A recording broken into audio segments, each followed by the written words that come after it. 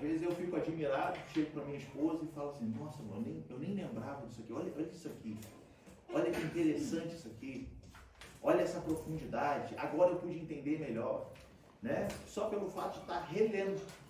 Então, a Bíblia, ela tem os seus mistérios. Quanto mais a gente lê e relê, mais a gente vai extraindo. Então, o livro de Daniel não é diferente, né? Ele nos traz muito ensinamento. E hoje nós vamos falar da lição de número 3, que é conservando os valores e guardando a identidade. Tá? Eu quero ler com os irmãos desde já apenas 4 versículos de Daniel capítulo 1, do versículo 3 ao versículo 7. Do versículo 3 ao versículo 7.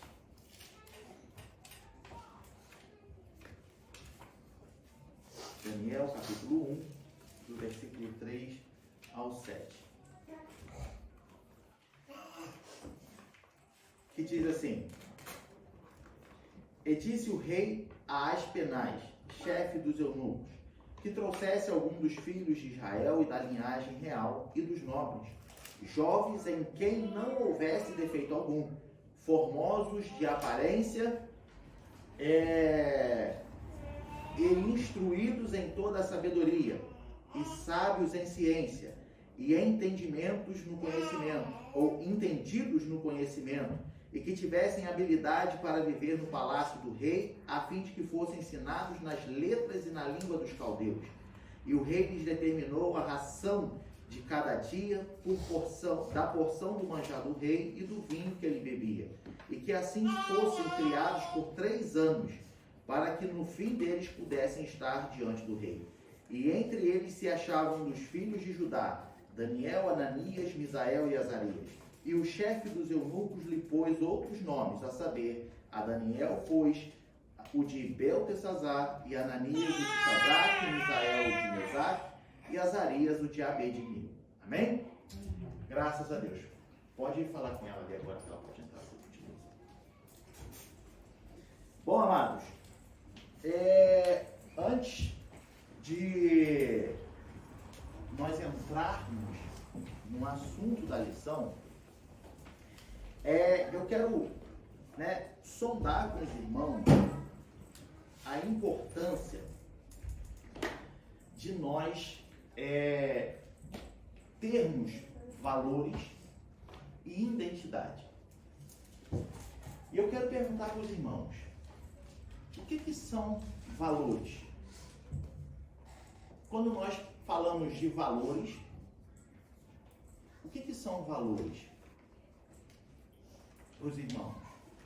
O que os irmãos podem me ajudar a compartilhar? O que são esses valores? São os princípios que a gente considera fundamentais para a nossa própria vida. Conjunto de princípios, não é isso? Para nós. Então, teoricamente, cada um tem os seus valores, certo? Nem sempre nós temos os mesmos valores, né? Às vezes, tem pessoas que têm os seus valores, que são os seus princípios, e eu tenho os meus valores e os meus princípios. Que se, de alguma forma, nós formos conviver junto por um determinado tempo, vai entrar em conflito, né? Os seus princípios com os meus princípios. Então, quando falamos de valores, estamos falando de princípios. Identidade. O que é identidade? Quem pode me dizer?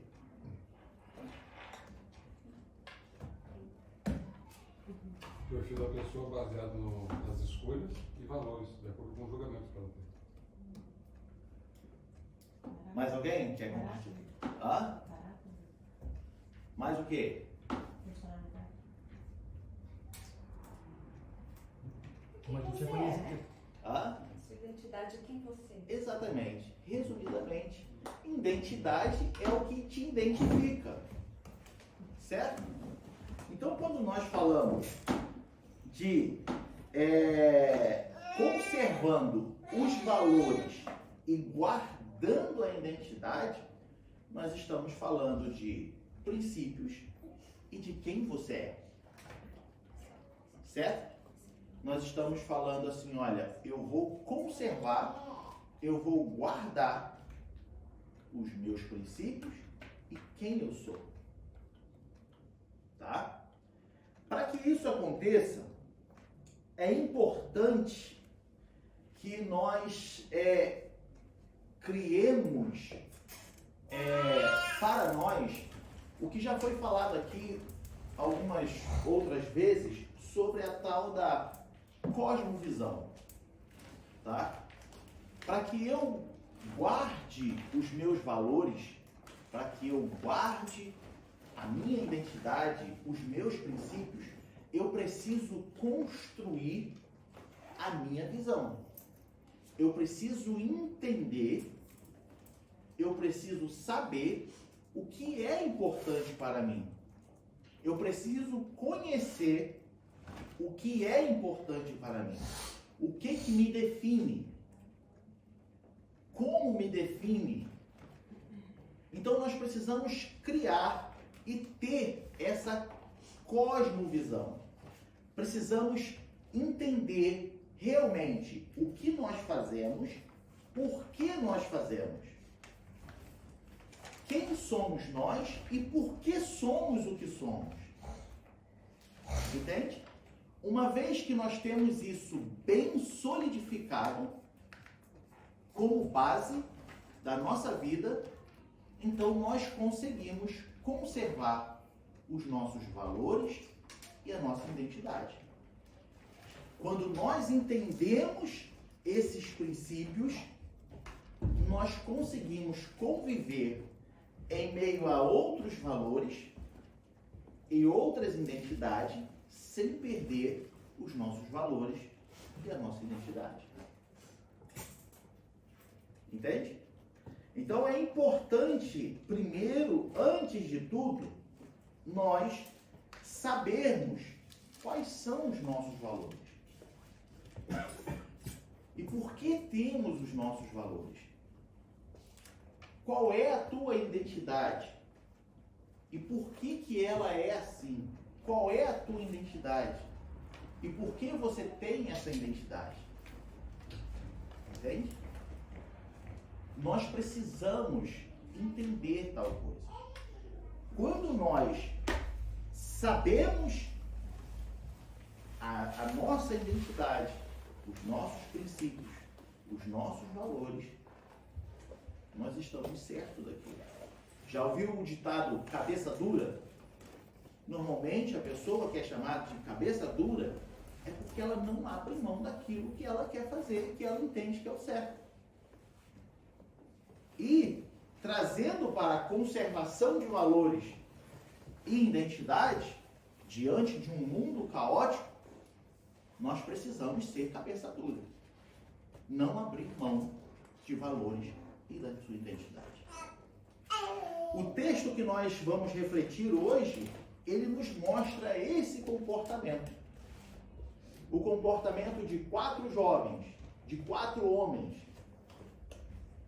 diante de um sistema, diante de uma educação, diante de uma cultura que não perderam os seus valores e nem a sua identidade.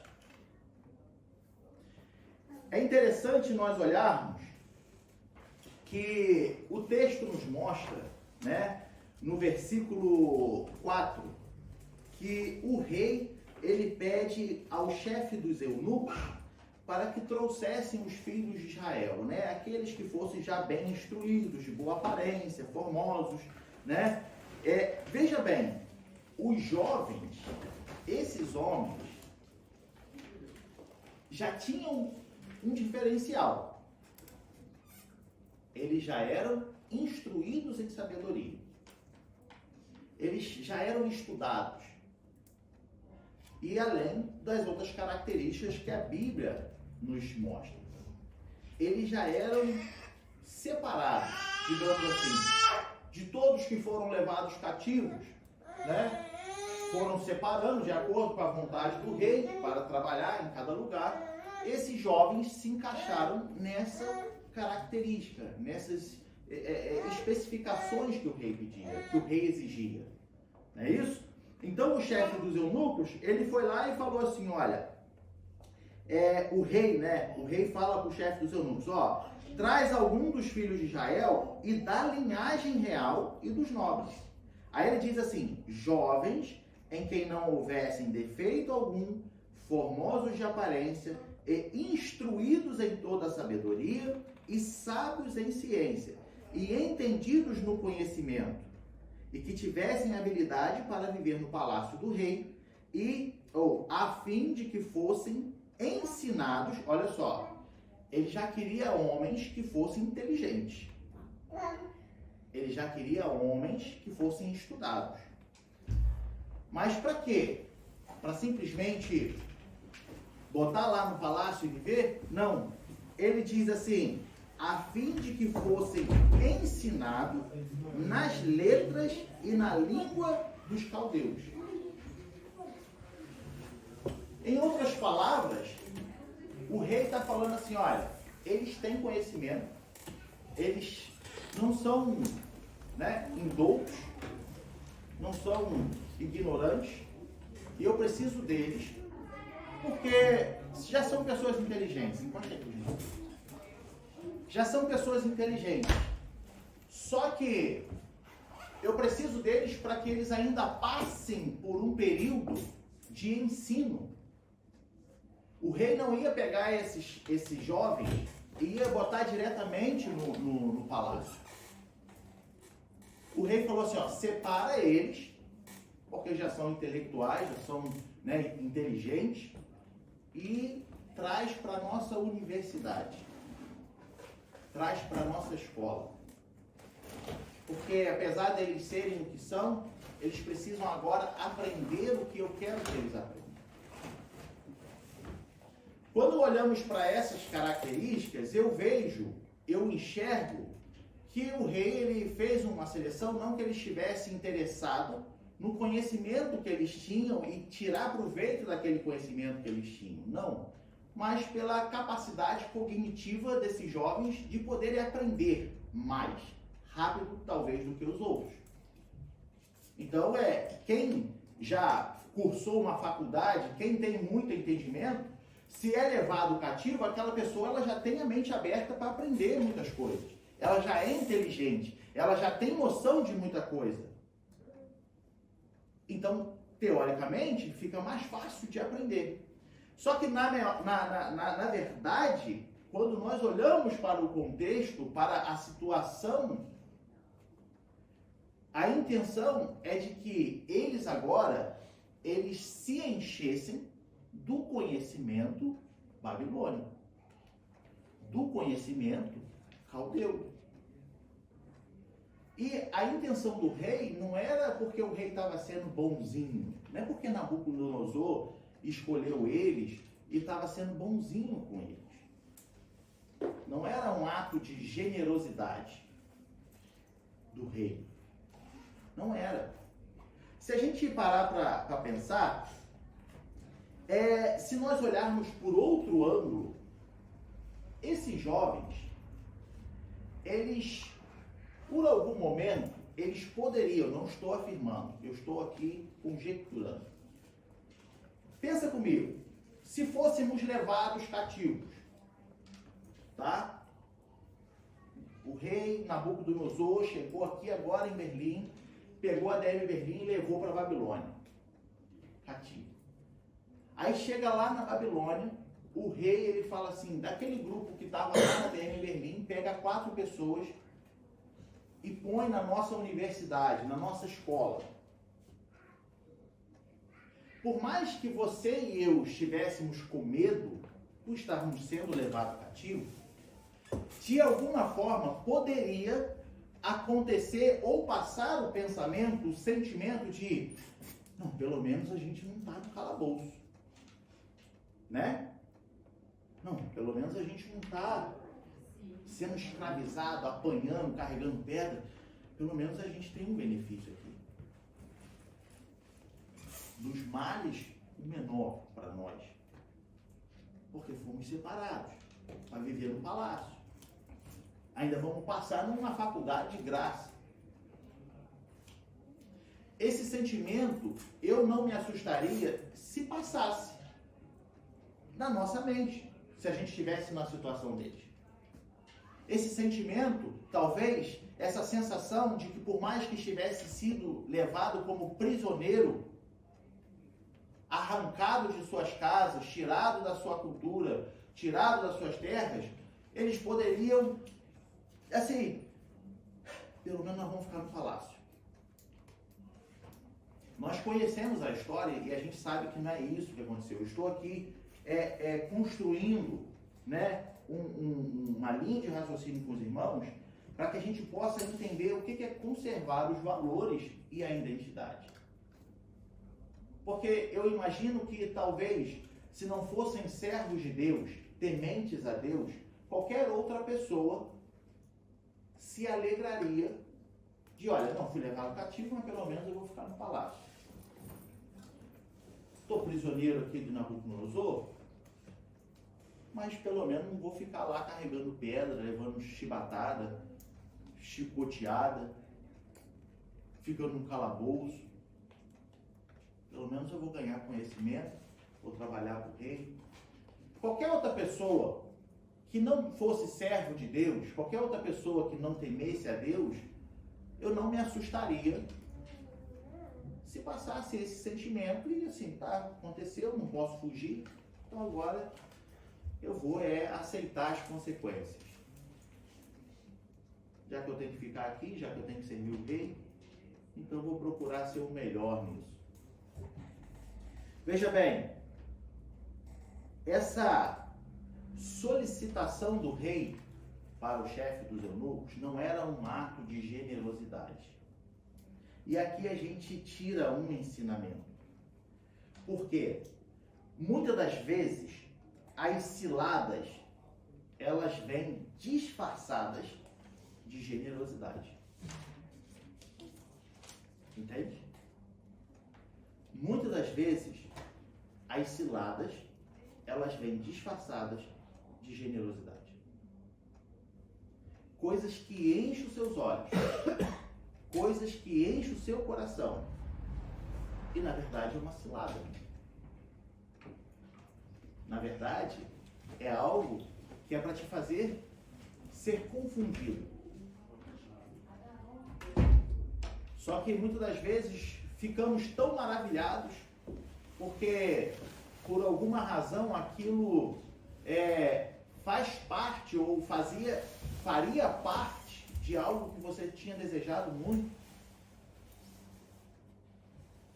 E como o inimigo está ao nosso derredor, procurando a quem possa tragar, ele está sempre armando ciladas. E como nós sabemos, as investidas, elas não vêm com a sua verdadeira cara. Elas vêm disfarçadas. Esses jovens, eles poderiam falar, nossa, o rei pelo menos está nos... como posso dizer... Esse rei está pelo menos... não é gratificando, porque não era gratidão, mas... Esse rei está sendo bondoso conosco. Esses jovens poderiam dizer isso. Não, pelo menos... o rei está sendo bondoso com a gente. Te permitir que a gente trabalhe no palácio. Mas não era um ato de generosidade. Eles tinham que passar vamos botar o nome, pela Universidade Babilônica, né? Daniel, Ananias, Misael e Azarias.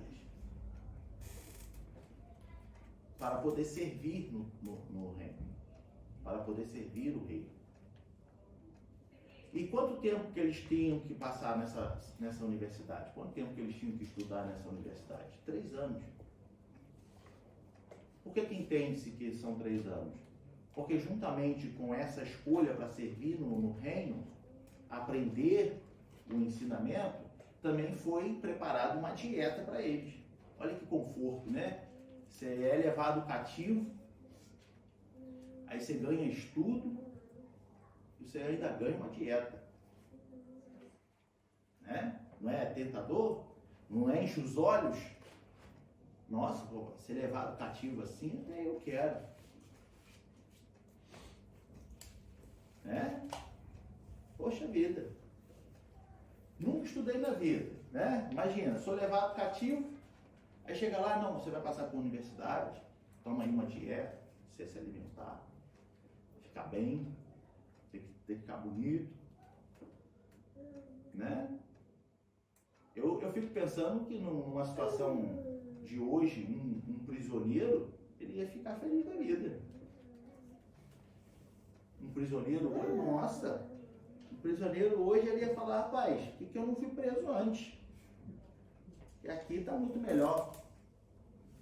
3 anos estudando, 3 anos se alimentando. Para que depois pudesse ser inserido no palácio. Quando nós olhamos também, eles poderiam tirar proveito disso e falar assim, não, pelo menos agora a gente tem um emprego garantido, porque a gente aumentou o nosso conhecimento. Porque veja bem, amados, daquela época babilônica, o ensinamento dos caldeus era, sabe, o maior. O reino da Babilônia era considerado o reino intelectual, um reino inteligente, um reino de estratégias. Os caldeus eram muito inteligentes, muito inteligentes. Entende? Quando a gente vê falando no texto, né, que eles fossem ensinados nas letras e na língua dos caldeus, não é simplesmente nas letras e nas línguas dos caldeus. É porque era, se fosse nos dias de hoje, qual a universidade mais top que tem aí hoje? Que eu nem sei. Eu nem sei falar essa nome. Eu também nem sei. Harvard. Né? Seria o ensinamento dos caldeus. Qualquer outro, fora da posição desses jovens, sem ser servos de Deus, talvez almejaria adquirir os conhecimentos dos caldeus, porque eles ensinavam de tudo, amados. Eles ensinavam de tudo. Eles ensinavam ciência, astronomia, navegação, política, história, geografia. E era o maior ensino que poderia ter. Então, é importante a gente entender a ênfase, né, a intensidade, a profundidade, quando o texto nos diz que eles foram para serem ensinados nas letras e na língua dos caldeus. Então, quando você lê o texto, não leia o texto dizendo assim, só, porque eles foram lá para ser ensinados pelos caldeus. Não, entenda que o ensinamento dos caldeus era o ensinamento. Era a escola.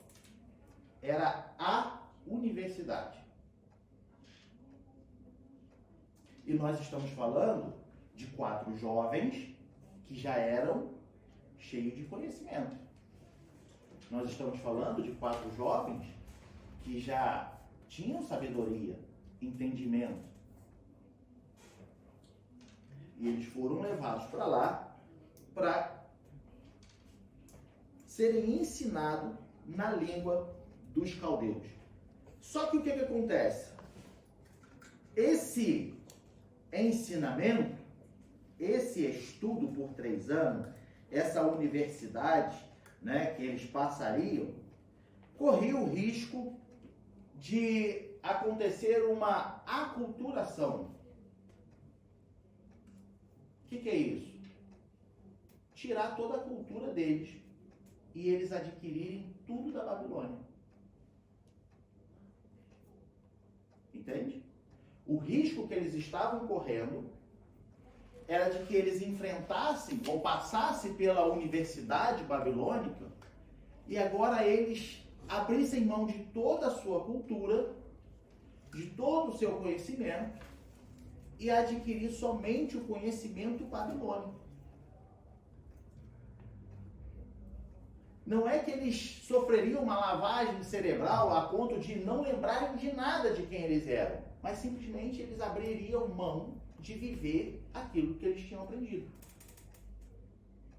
Por quê? Porque é aquilo que a gente falou no começo, amados. Já estou preso. Não sei se eu vou sair daqui. Pelo menos o rei está sendo bondoso. Está me dando uma universidade, um dos maiores ensinos da época. Então vou pular de cabeça e vou abraçar isso aí. Pelo menos eu sobrevivo aqui dentro do cativeiro.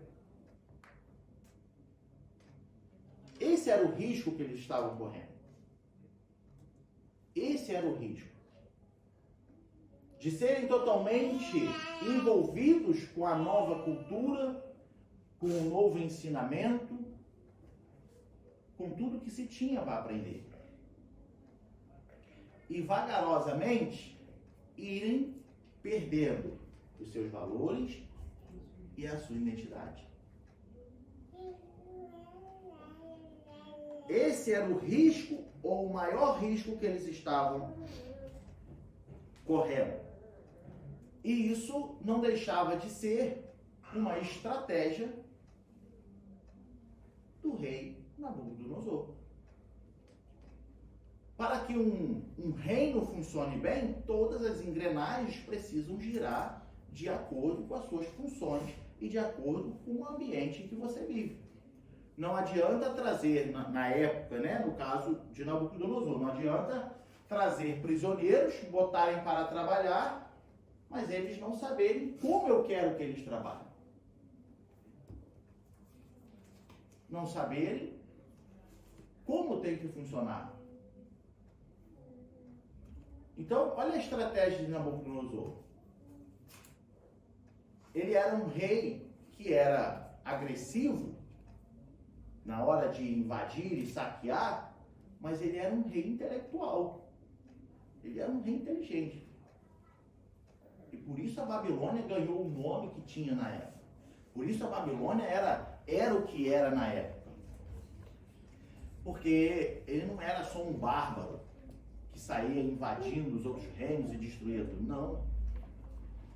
Nabucodonosor era um homem muito inteligente. Muito inteligente. Eu posso dizer para os irmãos que ele não tinha medo de investir. Porque ele sabia que o retorno era certo. Então pega esses jovens aí e investe neles.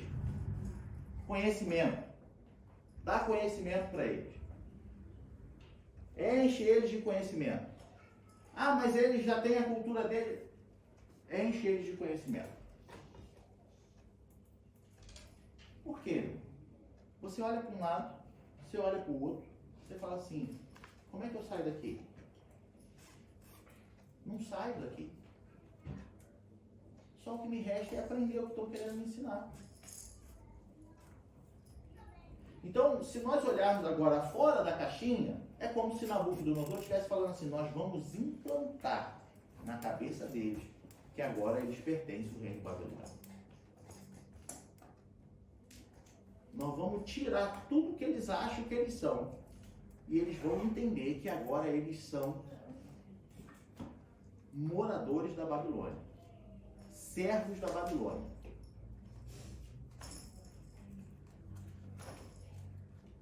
E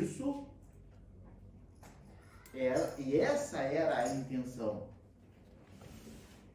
Nabucodonosor tinha consciência da importância da formação cultural como estratégia de uma reeducação. Amados, não podemos perder o foco.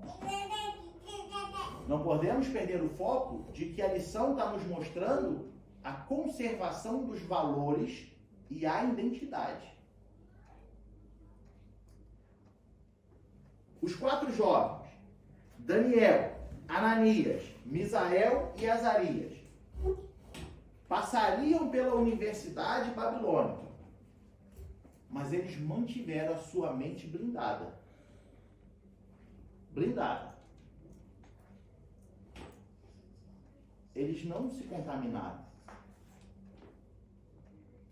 É como o salmista diz no Salmo 119, versículos 11 e 12. Salmos 119, versículos 11 e 12.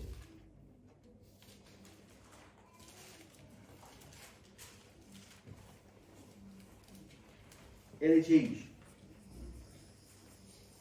escondi a tua palavra no meu coração, para eu não pecar contra ti. Bendito és tu, ó Senhor, ensina-me os teus estatutos. Olha a palavra guardada no coração. A tua palavra escondi, guardada no meu coração. E agora, olhando para Daniel, Misael e Azarias, nós podemos ver que a palavra de Deus, os ensinamentos que eles já tinham adquiridos na sua cultura, os ensinamentos bíblicos, os ensinamentos teológicos, os caminhos do Senhor, os princípios, os valores, eles esconderam, guardaram no coração, para não pecar contra Deus. O que isso quer dizer, amados? Que poderia vir qualquer tipo de universidade, qualquer tipo de ensinamento, qualquer cultura, que nada tiraria aquilo que eles já tinham aprendido e escondido nos seus corações.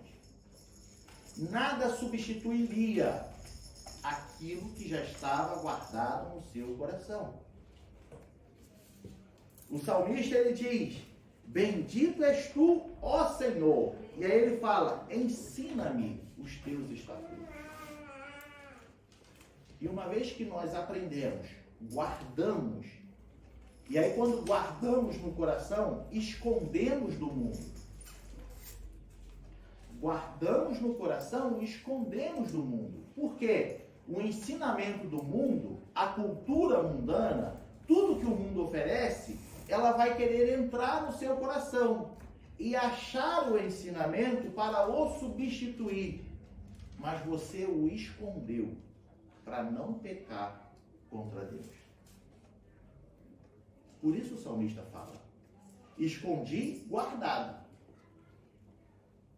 Eu guardo para não esquecer. Mas quando vem outro ensinamento, querendo substituir o que eu tenho, eu escondo. Porque aí ele não encontra. Ele vai até tentar, mas ele não encontra. Mas foram os três... Os quatro. Os quatro, né? Os quatro tinham a mesma... Sim, os quatro foram levados juntos, tinham as mesmas características. Mas e se fosse só um? Hã? Por exemplo, se fosse só um? Vamos supor que fosse só Daniel. Sim. Será que ele conseguiria? Aqui eu acredito que sim, eu tenho certeza que sim. Por quê? O texto nos fala que não é porque eles estavam juntos que eles eram fortes, mas por causa de seus princípios. Entendeu? Hã? Deus, quando ele faz a oração, fala assim: ao Deus dos meus pais. Isso aí. Por exemplo, ele já tinha dentro dele. Então era individual. Entendeu? Ali, né, eles estavam numa situação de que eles foram levados juntos. Agora, eu arrisco dizer que talvez os quatro jovens, antes de serem levados cativos, talvez nem fossem amigos íntimos. E a ocasião, a situação da Babilônia que os juntou. Entende? Então, por isso que eu afirmo que não é porque estavam juntos. Poderia ser só um. Mas o que manda ali era que eles estavam convictos de seus propósitos, de seus princípios. Entende? Então, ao serem levados cativos e escolhidos, veja bem, o chefe dos eunucos escolheu. O chefe dos eunucos não sabia se eles se conheciam. Ah, vocês já são amigos? Então vem cá vocês quatro aqui. Não, Não, eu falo mesmo não sendo amigo, mas Sim, tem os sim. mesmos princípios, Sim. se você se junta... Sim, lógico. Entende? Isso sem dúvida. Entende? Se nós estamos juntos numa mesma causa, com o mesmo propósito, nos tornamos mais fortes. Esse é um dos princípios da união e a comunhão da igreja. Né? Que juntos nós somos mais fortes. Babel, mas é. A Torre de Babel. Eles se juntaram, uniram forças para construir a maior torre. A ponto de Deus ter que confundir as línguas, porque Deus falou assim, eles são doidos, eles vão construir mesmo. Eles estão determinados. Entende? Então, assim, eu acredito, sim, que se estivesse sozinho, ele ainda permaneceria na posição que ele tinha. Conservaria os seus princípios, os seus valores. Tá? Mas nós precisamos olhar para eles e ver o quanto eles tinham a mente protegida. O quanto estava escondido no coração deles os princípios do Senhor, os mandamentos, a ponto de nada conseguir encontrar esses princípios e substituí-los a fim de corrompê-los. Alguma pergunta até aí? Algum comentário?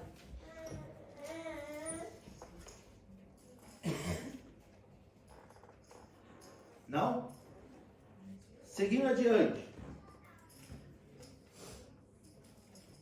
Quando nós olhamos agora para os nossos dias, né, nós vemos que uma coisa que tem crescido muito na humanidade é a tal da relativização.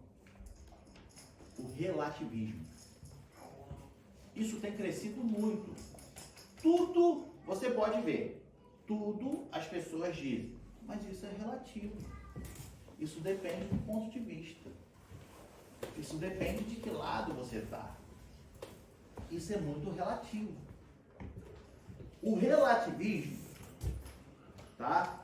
Ele pode se propagar de uma forma mais agressiva, né? Com uma imposição, mas na maioria das vezes, tá? O relativismo, ele vem com um disfarce de querer legalizar as opiniões. A intenção do relativismo hoje é deixar bom para todo mundo. E olhando fora da caixinha, é uma coisa boa, porque todo mundo vive em paz. É tudo muito relativo, né? Eu não posso dizer que as suas atitudes estão equivocadas, erradas, porque não, isso é relativo. Isso é relativo. Então, a relativização, ela vem para desfazer os valores e a identidade. Vagarosamente, ela começa a desfazer os valores, ela vai desconstruindo a identidade. E é de uma forma muito sutil. Muito sutil. Muito sutil. Hoje, para nós fazermos um culto ao ar livre, nós precisamos pensar muito em como vamos falar. Porque se de repente eu simplesmente falar que só existe céu ou inferno, eu posso ser indagado por alguém e até mesmo diante da relativização, a lei apoiar e falar assim, ó, você não pode ficar falando que só tem céu e inferno.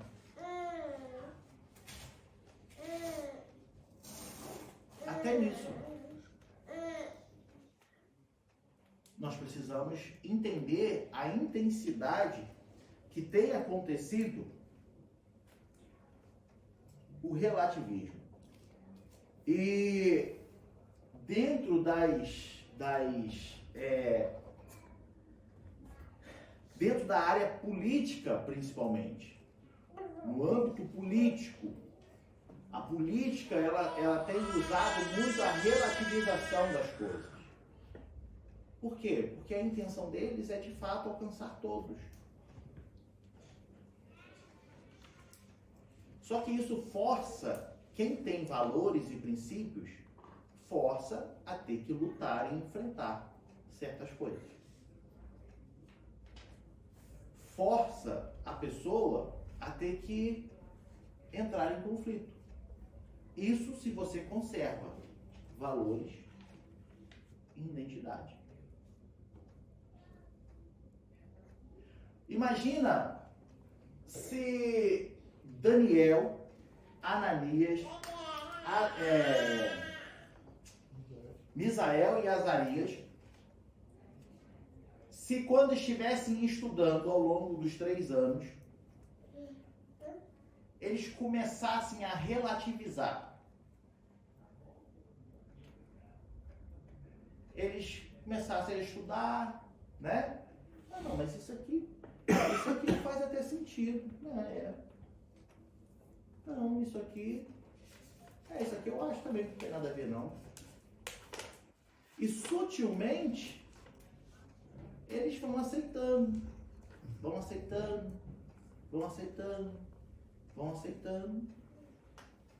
ou iriam aceitando, né? É o que acontece hoje nas universidades. Nós já falamos disso aqui várias vezes. Quantos jovens cristãos entram em universidade e chega lá e ele se desvia, ele abandona a fé? Porque simplesmente chega lá, pegam pessoas altamente preparadas, altamente capacitadas, cheia de instrução, cheio de conhecimento, e ele simplesmente pega aquele jovem e enfia no bolso. E ali se vai a fé daquele jovem. Quantos jovens entraram cristãos e saíram ateus? Pode falar. Será, pastor, que não é porque às vezes tem muitos pais cristãos que criam os filhos, mas eles dão limite para os filhos. Você não pode fazer isso, você não pode fazer aquilo, você não pode fazer aquilo, outra coisa. Você tem que mostrar para os filhos que lá fora é assim. Você vai encontrar coisas lá que é assim. Então você conhece a palavra, você vai ter a sua escolha, né? Talvez isso, muitos pais fazem assim com os filhos. Eles deixam eles dentro de uma caixinha e tem que ser assim, né? Daí quando eles têm essa liberdade, né? Sim. A gente... Eu entendi. Eu acredito, meu irmão, que sim, eu concordo com a irmã no ponto de os pais que simplesmente dizem, não faça isso, né? Fala, você não vai fazer isso. E existem os pais, né? Nós todos, que também podemos nos encaixar em um ou outro, de que fala, olha, você não faz isso, mas por causa disso, e por causa disso. Aí entra o que a irmã está dizendo, que é a parte que eu concordo. Ao invés de explicar. Teve uma vez que eu até falei isso aqui numa pregação, de que seus filhos sabem por que eles vêm à igreja? Entende? Às vezes tem adulto que nem adulto sabe por que vem à igreja. A resposta é, porque é domingo. Entende? Se encaixa no que a irmã está dizendo. Então, sim, nesse ponto eu concordo com a irmã. De falar assim, não, você não vai fazer isso, você não vai fazer aquilo, você não pode fazer isso. Só que não abre. Ou seja, não entrega conhecimento para aquele jovem. Não prega Deus, Acaba não pregando a palavra. Não prega. Entende? Porque, por exemplo, eu posso muito bem, eu tenho o poder de chegar para minha filha e falar, não, você vai fazer o que eu quero. E ela vai fazer, até uma determinada idade. Mas aí é o que a irmã está dizendo. A primeira oportunidade que ela tiver de conhecer o outro lado, ela vai falar: saí debaixo do jugo do fardo do meu pai.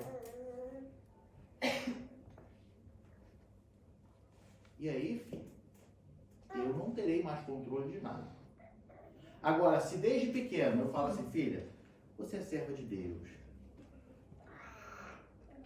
você vai ver isso no mundo, vai acontecer isso, vão te oferecer bebida, vão te oferecer drogas, vão te oferecer cigarro, vão te oferecer convites, vão te fazer convites indecentes, porque a intenção deles é isso, a intenção deles é aquilo e tal. Mas você, como serva de Deus, você tem que fazer assim, você tem que fazer assim.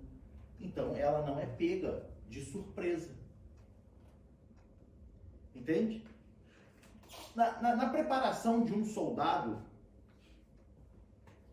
eu acho que, dependendo do país né, das forças armadas da qual a gente esteja falando, o treinamento é mais intenso do que talvez se realmente eles fossem sequestrados e levados cativos pelo exército inimigo. O treinamento deles é muito mais intenso. Por quê? Porque se vier a acontecer no campo de batalha, eles vão achar aquilo leve. Isso aí que eu passei lá. O treinamento tem que sempre ser muito mais duro, para que quando você chegue na batalha, você fique bem. Falando de ensinamento, quanto mais você conseguir esclarecer dentro da sua casa os seus conhecimentos, assim como de toda a sua família, esclareça, traga conhecimento, mostre os pontos que entram em conflito e qual que nós defendemos. Porque aí quando chegar no campo de batalha e eles se depararem com tal situação, eles vão falar assim: não, isso aí eu já estava esperando que fosse acontecer. Está preparado. Vai estar preparado. Só que, para que eu e você venhamos fazer isso, o que nós precisamos? De que nós precisamos? Treinamento, conhecimento.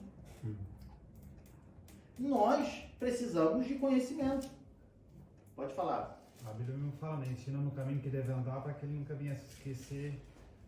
Até porque eu acredito que, na minha opinião, a experiência com Deus pode ser que um dia aconteça que lá no mundo alguém, né, pelo ataque da mídia hoje, psicologicamente, psicologia de Satanás, pode acontecer, né? A gente não quer isso, mas que se desvie. Mas o filho pródigo, ele não esqueceu da casa do pai, né? Até porque o gosto de estar com Deus é muito maior do que um gosto mundano que é passageiro. É como o pastor falou, não é a preocupação de eles não ir, porque um dia eles vão viver a vida deles. É a preocupação de ele estar revestido com... Exato. A minha filha, os nossos filhos, eles não vão ficar perto de nós a vida toda. Olha quantos 1000 quilômetros eu estou longe da minha família do Brasil, dos meus pais. E se eu não tivesse aprendido princípios? Eles ficam com o coração apertado, porque está longe? Fica. Quem não fica? Minha filha foi sair com a escola aqui, 100 quilômetros de casa, a gente já ficou, meu Deus, será que está tudo bem? Né? Imagina eu com a filha de 18. Olha aí. Tá entendendo? Cheio de vontade, né? Ah, porque eu vou fazer isso, que eu vou fazer aquilo. Aí, 18 anos, já é a primeira frase que se passa na cabeça, é: já sou maior de idade. Sei o né? que eu tô fazendo. É isso aí. Então, amados, para eu ensinar a minha filha, primeiro eu preciso conhecer os meus princípios. Sabe quando Deus fala para Moisés lá no início, quando ele está dando as leis, e Moisés fala para o povo assim: olha, esses mandamentos vocês vão passar de geração para geração. Assentado à mesa, na cama, aonde estiverem, vocês passarão para os seus filhos, e os seus filhos para os filhos dos seus filhos e assim sucessivamente. Mas primeiro o povo teve que aprender. Como é que você vai passar valores, princípios, se você mesmo não tem? Se o teu princípio é, eu vou à igreja porque é domingo. Eu não bebo, eu não fumo, eu não faço isso, não faço aquilo, porque eu sou crente. Eu não jogo bola, eu não vejo TV, porque eu sou crente. Conheça seus valores. Conheça os seus princípios. Quem é você? Como cidadão do céu, quem é você? Quem somos nós nessa terra? Por que fazemos o que fazemos? Por que pregamos o que pregamos? E quando você entender isso, você vai conseguir passar para o seu filho. E ele vai aprender. Só que o seu filho precisa ver em você tal conhecimento. Por isso que é ensinar o filho no caminho. É junto, é caminhando, é mostrando. É ensinar na prática. É falar assim, filho, ó, o papai aprendeu isso aqui, ó. É assim que você faz, ó. Você tá vendo como é que você faz? Ó, é assim, vamos lá. Não é falar assim, vai lá e faz isso. Eu conheço pessoas no meu trabalho que falam assim, você é pastor, né? Leva meu filho para sua igreja, vai ser muito bom para ele. Ele precisa ir na sua igreja, eu estou implorando para ele ir na sua igreja. Nosso pai não vai. É isso. Dá um exemplo. Tá entendendo? Resumindo, nunca apareceu. Deu o pai o primeiro passo. Vem o pai junto, né? Fala assim, ó, hoje nós vamos. Então, gente, primeiro nós precisamos entender quem nós somos. Primeiro eu preciso saber os meus valores. Eu preciso primeiro conservar. Como que eu conservo os meus valores? Por isso nós temos visto famílias cristãs que vai passando a geração e aquilo vai se desfazendo, vai se desfazendo. Por isso que nós vemos igrejas hoje que não tem princípios, não tem valores. Se faz de tudo, se pode tudo. Por quê? Porque a intenção é atingir todo mundo. A intenção é receber todo mundo. Então a última coisa que se prega é o princípio da renúncia. A última coisa que se prega é o princípio da conservação de valores. Olha, tem valores aqui. E nós precisamos abrir mão, precisamos negar a nós mesmos. Então, se você quer continuar caminhando com Cristo, tem que negar a si mesmo. São valores, são princípios. A gente precisa, amados, aumentar o nosso conhecimento e saber aplicar o nosso conhecimento, viver o nosso conhecimento. Então, nós chamamos isso de sabedoria. Porque existem muitas pessoas que têm muito conhecimento, mas não têm sabedoria para usar o conhecimento. Então a Bíblia nos diz assim, se te falta sabedoria, peça a Deus que te dá e não te lance em rosto. Porque o conhecimento a gente adquire estudando. Agora, Deus, eu aprendi, a tua palavra me ensinou. Estamos vendo aqui 4 jovens que não cederam aos ensinamentos babilônicos. Então, Deus, me capacita em sabedoria para que eu também não venha ceder aos conhecimentos do mundo. A relativização, amados, é algo que entra sutilmente, não só nas universidades, mas dentro de casa e dentro das igrejas. Porque a fim de, não, peraí, isso é relativo, vamos ver. Calma. Muitas pessoas se ofendem quando você não cede à relativização. Muitas pessoas podem se magoar, mas é a consequência de conservar princípios. E se você estiver fazendo isso em relação aos seus valores cristãos, ao que você defende na Bíblia, ao que a Bíblia te manda defender, Deus vai te abençoar. Pessoas vão saírem magoadas, pessoas vão saírem tristes, por você estar defendendo princípios, valores. Mas são princípios e valores que você não pode abrir mão, não pode relativizar. É ou não é? Não é assim que a Bíblia diz? É sim, sim ou não, não. É quente ou frio. É morto ou vivo.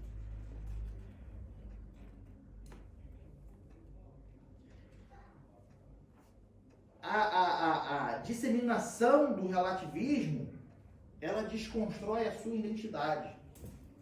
Além de deturpar os seus princípios e os seus valores, ela também agora ela faz você acreditar que você é outra pessoa. Não, eu não sou mais aquela pessoa. Não, porque antes eu era assim. Não, porque antes... Agora não, agora eu sou outra pessoa. E aqui nós não estamos falando de quando você se converte e é transformado, né? Nós estamos falando justamente o efeito reverso. É de quando você é servo de Deus, Aí você fala, não, agora eu faço mesmo. Não sou mais aquela pessoa. Para mim, tanto faz. Agora eu sei que isso não tem nada a ver. Ah, não tem nada a ver. Naquela época, os judeus, tá? Eles tinham imenso valor pelos seus nomes. Eles valorizavam os seus nomes. Entende? Era de algo de muita importância. Então, quando um nome era dado, era exatamente para definir aquela pessoa. E por isso que nós vemos algumas mudanças de nomes na Bíblia. Porque aquele nome definia aquela pessoa. E aí o que acontece na Babilônia? A primeira coisa que acontece com Daniel, com Ananias, com Misael e Azarias, o que acontece com eles? Mudança de nome. Mudança de nome. A estratégia babilônica já foi o quê? Falar assim, você agora não é mais Daniel. Você agora não é mais servo de Deus. Você não é mais aquele crente que vai todo dia para a beira da tua cama e ler a Bíblia, porque isso aí é desnecessário. Tu é outra pessoa agora. Esquece isso tudo. Isso é tão atual. Muito. Porque você entra na universidade, você vai fazer parte dos grupos, é a mesma coisa. Não, que Bíblia, o quê? Não, isso aí tá ultrapassado. Isso tá errado. Não, olha, você está na universidade agora, você precisa expandir sua mente. Novos horizontes, novas ideias, você precisa ampliar, sair desse mundinho aí de Bíblia, É isso aí. É o que a gente escuta. Exatamente. A primeira coisa que a Babilônia fez foi falar assim, você não é quem você acha que é mais. Você agora é outra pessoa. Você era, mas agora você é isso aqui. Os sentidos, os significados dos nomes, a Babilônia não só trocou o nome deles, como colocou o nome totalmente inverso ao que o nome deles verdadeiro representava.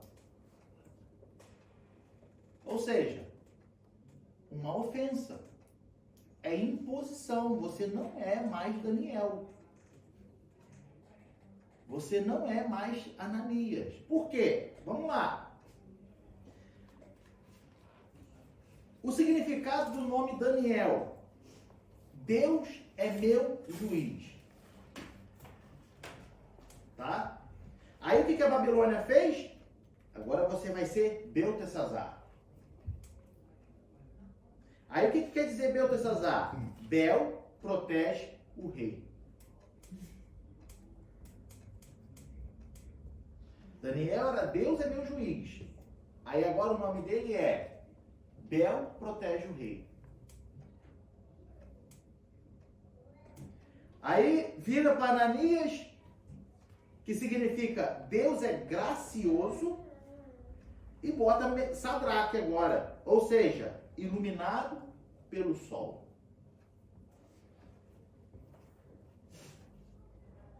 Que Deus gracioso que é. Você é iluminado pelo sol.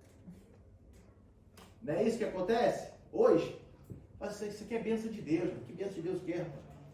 Tu que trabalhou, tu que se esforçou. É muito bom. Tu é bom demais, pá. Tu que é bom. Não é? Você está lá, Deus, muito obrigado, Senhor. Se não fosse a tua graça sobre a minha vida, eu não conseguiria nada. Aí o infeliz do teu lado fala, tu que é bom, pá. Se esforçou, né? Né? Mereceu. Tu estudou, pá. Tu que estudou, tu virou noite, não sei o que, tu é bom, pá. Tu mereceu. Que Deus o quer. É exemplo. Né? Hã? É Tu é um exemplo, é? exemplo. É, tu é um exemplo. Que Deus te abençoou o quê, rapaz? Já disso?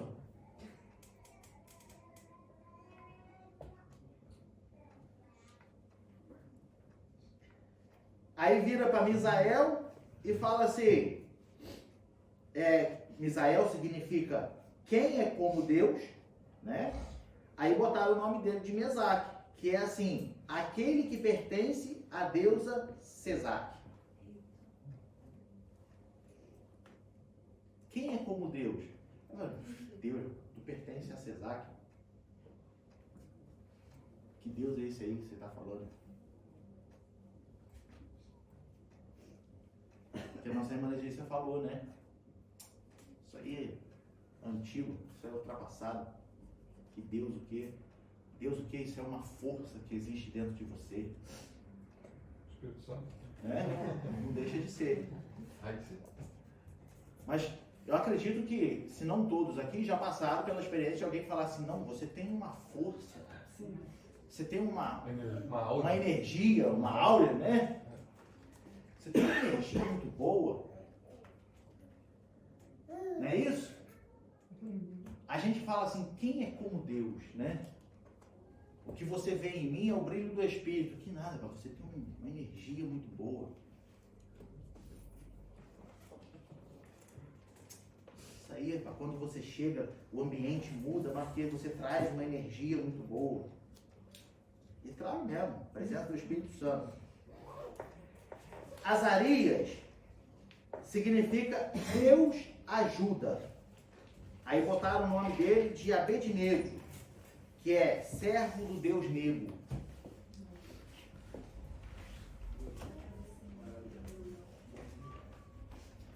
Ou seja, que Deus ajuda o quê? Que Deus ajuda. É servo. Servo de Nego. Servo do Deus Nego.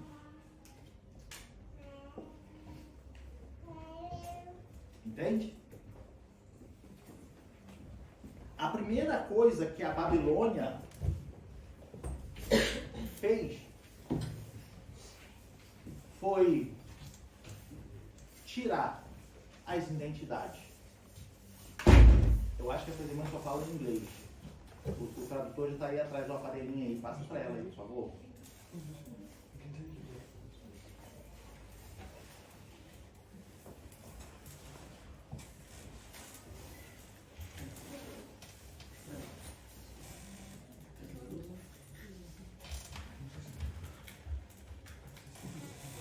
Já está tudo certo, só falar. Então, a primeira coisa, tem que só ligar, tem que ver se está ligado aí, aumentar tudo.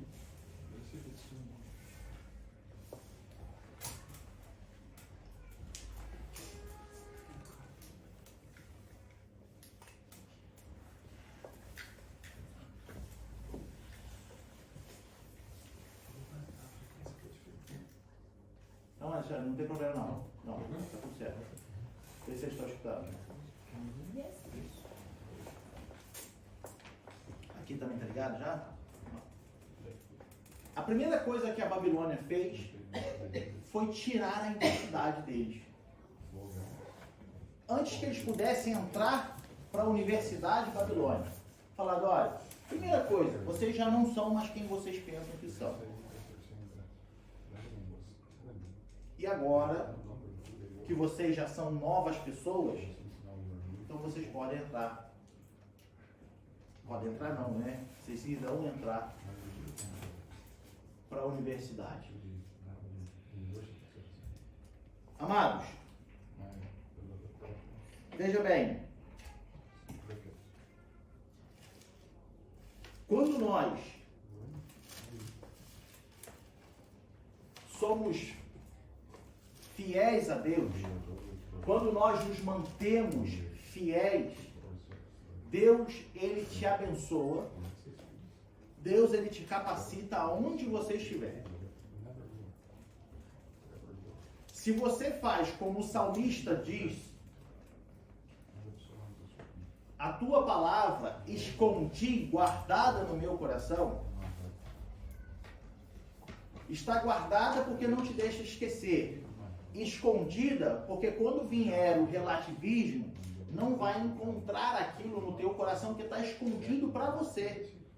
Ou seja, ele pode até passar, mas não vai ficar. Porque quando você não esconde, ele encontra e substitui, na maioria das vezes.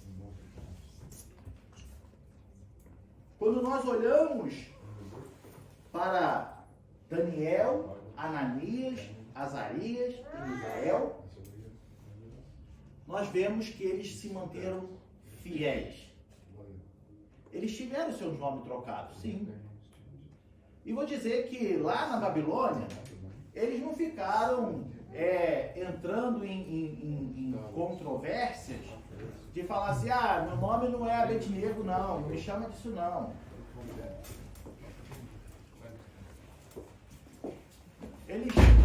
Eu acredito que eles não tenham ficado nesse conflito.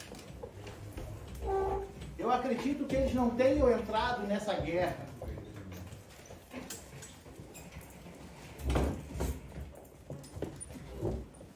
Entende? Eles falaram, quer me chamar de Abednego?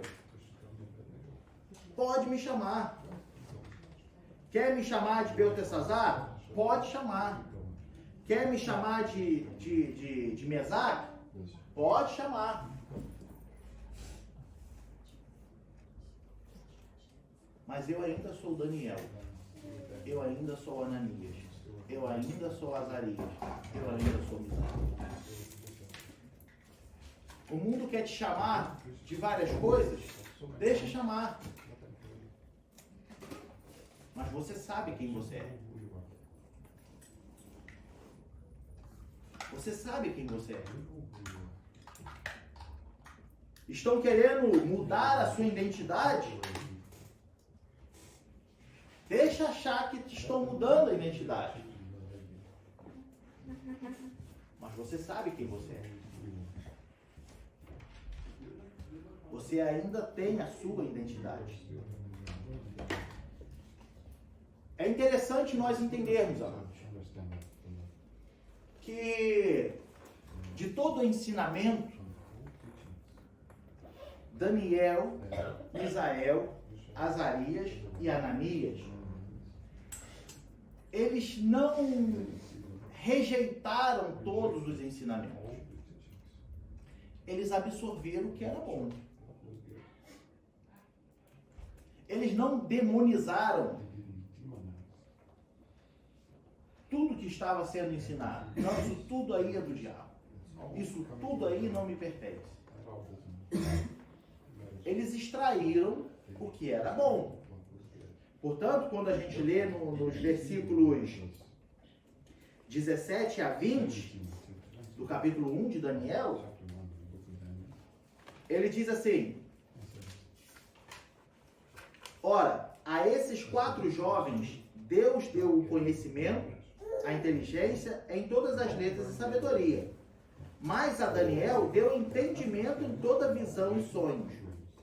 E ao fim dos dias em que o rei tinha dito que os trouxesse, o chefe dos eunucos os trouxe diante do Nabucodonosor.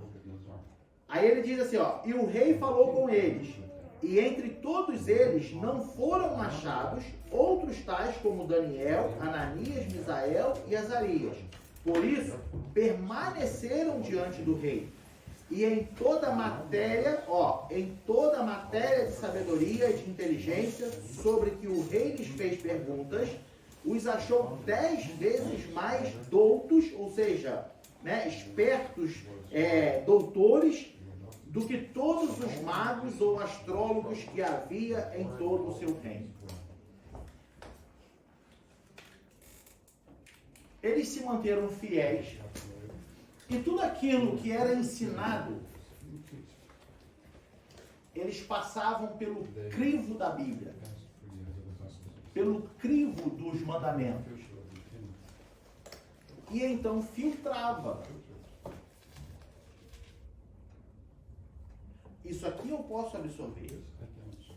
Isso aqui eu não vou absorver.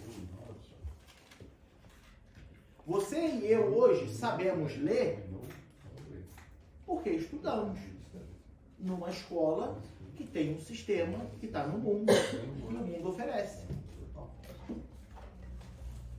E se hoje estamos dentro da igreja lendo a Bíblia, é porque extraímos esse conhecimento lá de fora. A primeira coisa que você faz para o seu filho é ensinar ele a ler. É um conhecimento que você extraiu. Então não vamos demonizar, dizer, não, isso é tudo do inferno, isso é tudo do diabo. Não. Porque isso vai te trazer conhecimento para que te dê uma vida profissional, para que te dê qualificações.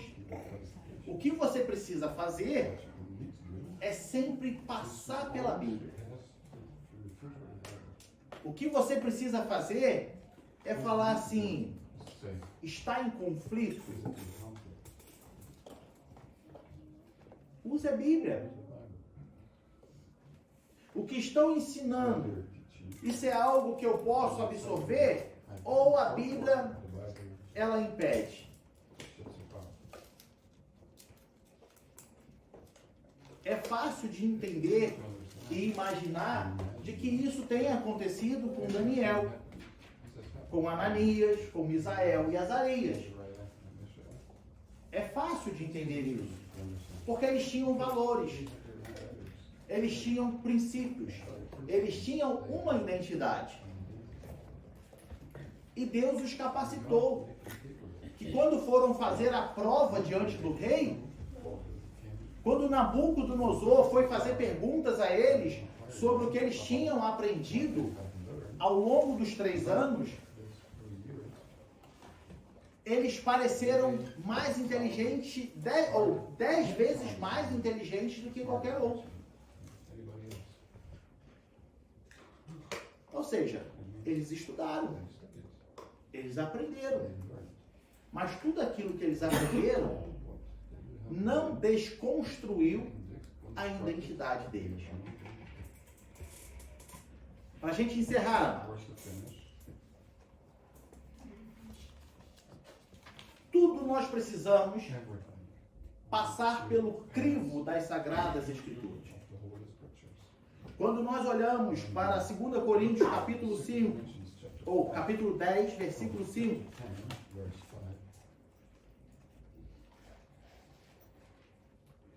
o apóstolo Paulo vem dizer assim, destruindo os conselhos conselhos e toda altivez que se levanta contra o conhecimento de Deus, e levando cativo todo entendimento à obediência de Cristo. Ou seja, tudo aquilo que se levanta contra o conhecimento de Deus, você vai destruir, você não vai deixar isso acontecer. E todo o conhecimento que você tem, você vai levar ao conhecimento ou à obediência de Cristo. Você tem conhecimento hoje? Leve à obediência de Cristo. Porque aí quando você levar ela à obediência de Cristo, vai ser filtrado, vai ser lapidado.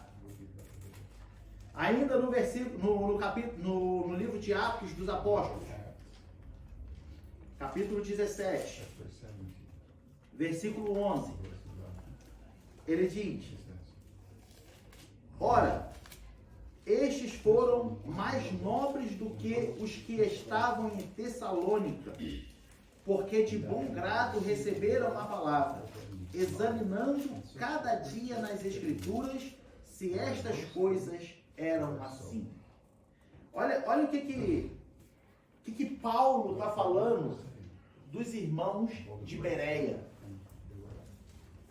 Paulo está falando assim: estes foram mais nobres do que estavam em Tessalônica. Por quê? Porque eles passavam tudo no crivo das Sagradas Escrituras. Eles ouviam no culto, chegavam em casa e falavam: vamos ver se isso está escrito mesmo. Todo o conhecimento que adquiriam, abriam a Bíblia, vamos ver se está aqui mesmo. O que a Bíblia tem a dizer? Então, amados, não demonizem o ensinamento, não demonizem o conhecimento, mas retende o que é bom, passando pelo crivo da Bíblia. Veja se não há conflitos. Veja o que a Bíblia te diz sobre isso. O mundo hoje, ele tenta mudar a identidade de todos. Nós vemos um sistema acontecendo no mundo hoje, que em cada área da vida se percebe essa estratégia de mudança de nomes. Quando nós olhamos para a ideologia de gênero, ela procura desconstruir a identidade sexual. É homem que nasce em corpo de mulher, é mulher que nasce em corpo de homem, é homem que se sente um coelhinho, é mulher que se sente uma porquinha.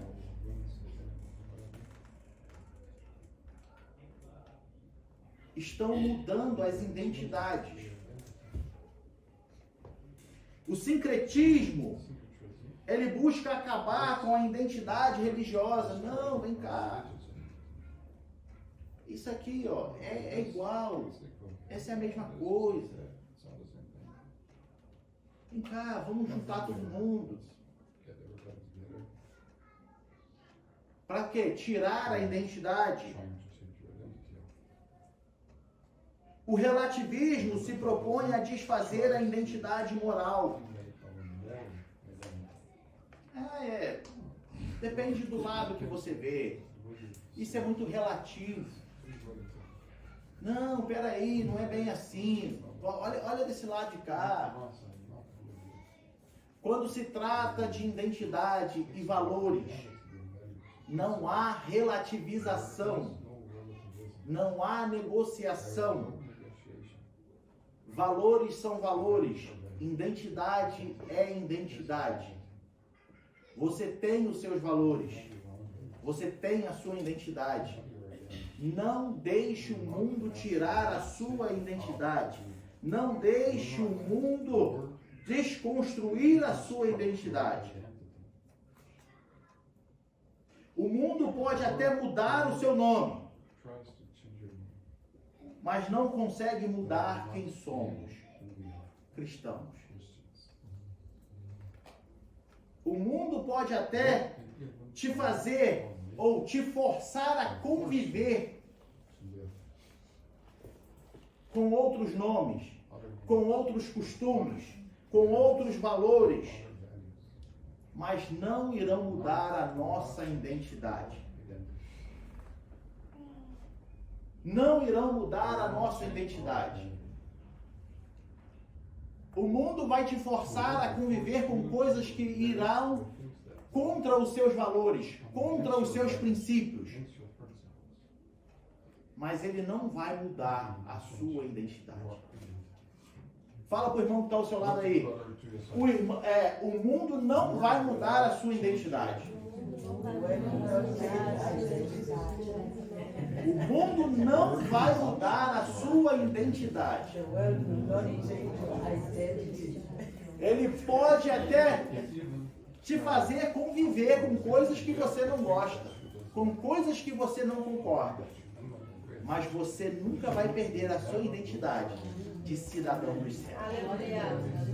Amém?